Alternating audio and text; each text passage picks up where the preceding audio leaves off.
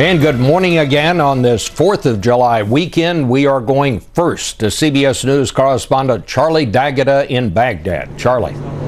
Good morning, Bob. First of all, an Iraqi government spokesman that we spoke to said that this video is a fake. It's not al-Baghdadi, and Baghdadi was actually injured in fighting earlier this week, but pretty much everybody else says that it is. And if so, it underlines a sort of confidence from ISIS militants to put their leader on full display in Mosul's largest mosque. This is a man with a $10 million U.S. bounty on his head, and he's standing there at the pulpit ordering Muslims to obey him and to join the fight here.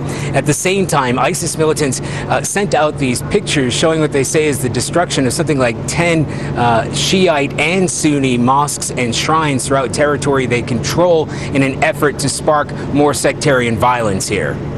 Charlie, is the Iraqi military doing any better on any front here?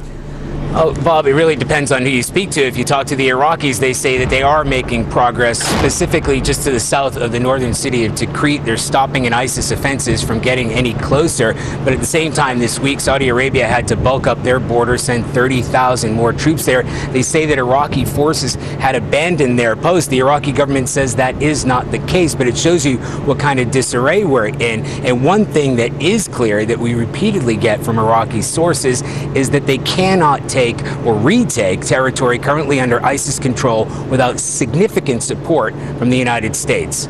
All right. Well, Charlie D'Agata in Baghdad. Thank you so much, Charlie. And we turn now to the escalating violence in Israel. CBS newsman Alex Ortiz joins us from Tel Aviv. Alex.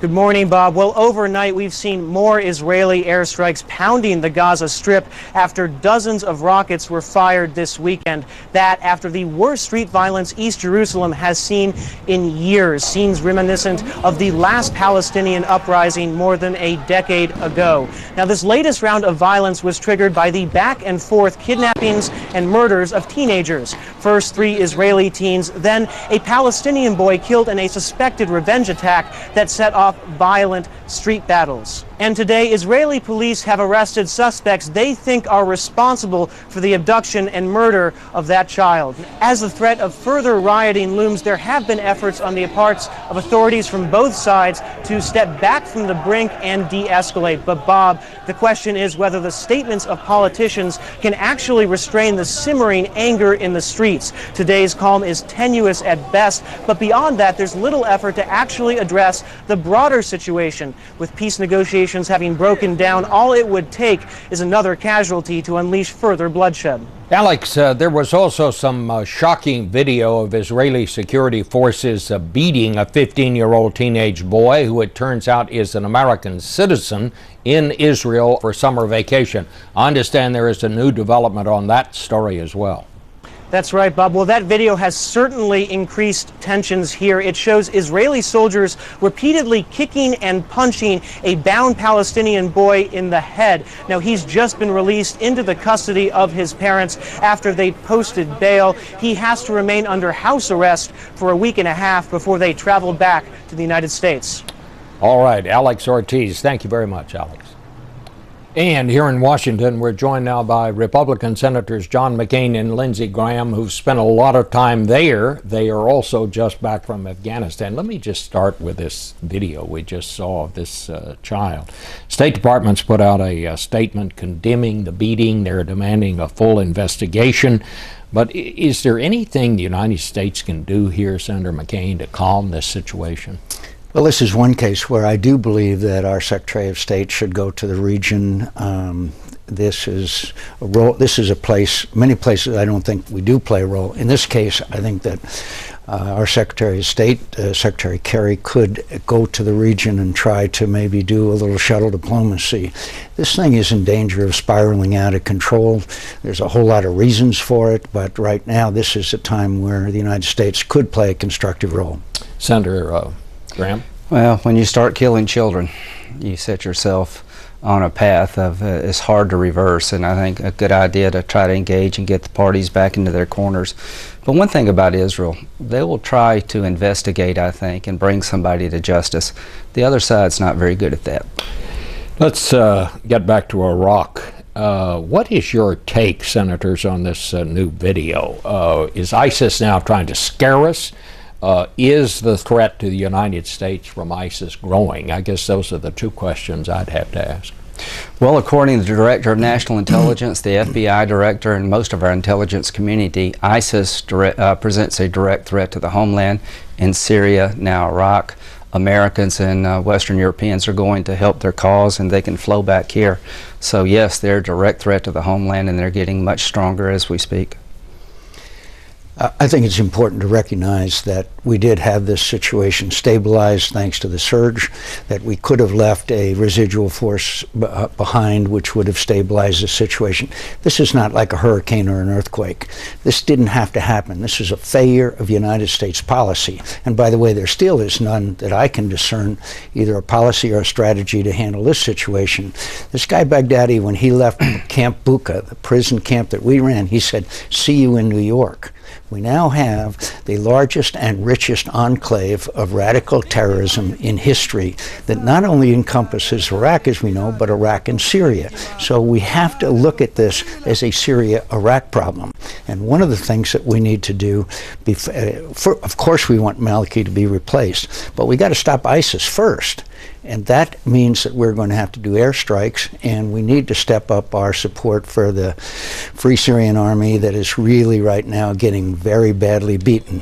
Just one thing, Senator. You say we left. The Iraqis would not sign the Status of Forces Agreement, which would have put troops under our control, under our legal control. Are you just saying we didn't try hard enough to get that agreement? I'm saying that they were ready to sign. I'm saying that this administration, this president, didn't want to stay, and we were there in Baghdad and in Erbil when they agreed to do it. Now, we were actually there. And the President of the United States would never give them a number of troops and their mission that they wanted to leave behind. The words of General Dempsey in testimony before the Armed Services Committee, it cascaded down to 3,000 people. The President campaigned he was going to get us out, and the President is going to make the same mistake in Afghanistan unless he reverses that decision that he made. You're going to see the same result in Afghanistan. We just came back from there. They feel abandoned. Senator, do you agree with that? I think the big fear I have about what we're doing in Afghanistan is that we have great capability now. We can watch a part of the world that is a safe haven for terrorists. 13 years after 9/11, there are more safe havens, there are more terrorist groups with more weapons and more capabilities than before 9/11, and we're having less capability, less presence. If we get down to 1,000 troops by 2017 and dismantle our eyes and ears in Afghanistan and Pakistan, it will haunt us far worse than Iraq. The counterterrorism mission in Afghanistan is a frontline defense for the homeland, and it is being destroyed by this idea of leaving completely in 2017. Mr. President, reverse your course, keep our counterterrorism capabilities in effect to protect us here at home. We're not advocating combat troops. We're advocating leaving sustaining capability to give them the capabilities that they don't have right now. By the way, one thing different from Iraq, there are two good men now who we hope will resolve their differences, and we can get a president of Iraq. That will make a very big difference. Both Ghani and Abdullah are good people. Bob, if I could just add, what we're doing on the counterterrorism side, which protects the homeland from Al-Qaeda, is not decimated. The groups operating in Pakistan and now Afghanistan are lethal. They're growing. We're about to shut down our ability to detect what they're up to and hit them before they hit us. This literally is insane given the way the world is falling apart. Well, we'll talk about this al-Baghdadi, if that is who we saw in the film. And do either of you have any doubt that that's who that is? I have no doubt. And remember, when he left Camp Bucca, the camp that we ran in Iraq, he said, "See you in New York." There's no doubt of what their ambitions are. They state it very clearly. They now have this large enclave, and they are succeeding. And that message is going around, not only around the Arab world, but they're recruiting Muslim extremists as we speak. They're very good at PR. So we should go after him directly because he's $10 million on his head. Of course we could, but that's not the point here. If Baghdadi goes, somebody else is going to take his place. It's the situation which we have allowed to deteriorate because we didn't leave troops behind, because of the decision on Syria. There's a long series of events that have taken place which have caused us to be where we are today. and it all goes back to American leadership. The president is now asking for $500 million in aid for the rebels that are opposing Assad in Syria. Is that going to do it, or is that coming too late? Not unless we take out Assad's airstrike, air capability, these terrible barrel bombs, and also give them more weapons than we have them today. 3 years ago, fine. 2 years ago, when the president overruled his entire national security team's recommendation to provide weapons to these people, but now it's not enough, unfortunately. Let me ask you about something closer to home, and that is this crisis building on our borders now, these children that are flooding across the borders. What should we do, Senator Graham, with these children? Well, we have to send them back, because if you don't, you're going to incentivize people throughout that part of the world to keep sending their children here. About a third of the little girls are raped in the process of getting here. It's a humanitarian problem, but it's apart from immigration reform. This is a specific problem created by an impression that if you get to America, you can stay. We got to turn that impression around, send these children back to their homeland, and tell the countries in question, if you don't keep them and take care of them, we're going to cut all aid off. Senator. And if you want asylum, and if there's a reason for it, go to our consulate, go to our embassy. We'll beef up those capabilities. Don't come to the American border. This I can't tell you how all this breaks my heart, because I still believe that comprehensive immigration reform, a major part of which was enforcing our border and reinforcing our border, and this obviously hurts that opportunity. Well, I know both of you are for immigration reform. Some in your party are saying, let's call out the National Guard to reinforce the border. Well, we've had National Guard troops on the border. The bill in the Senate doubled the size of the Border Patrol to 40,000. It'd be a Border Patrol agent every 1,000 feet. The Senate bill put sensors and technology in place we used in Iraq and Afghanistan. We can control our border.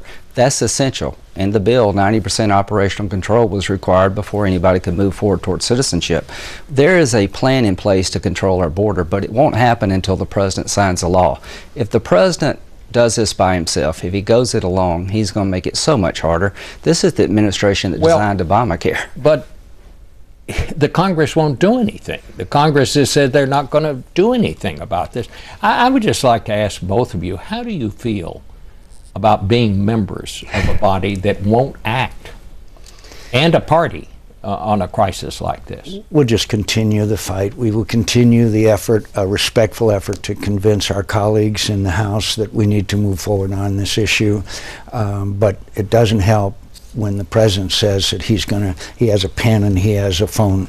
But we'll continue to make that effort on the grounds of security of our border, as well as the fact that you cannot deport 11 million people. We need to address the issue. Bob, there is a change in our party. I don't see how you could effectively win the presidency in 2016 if you adopt self-deportation as the Republican view toward immigration.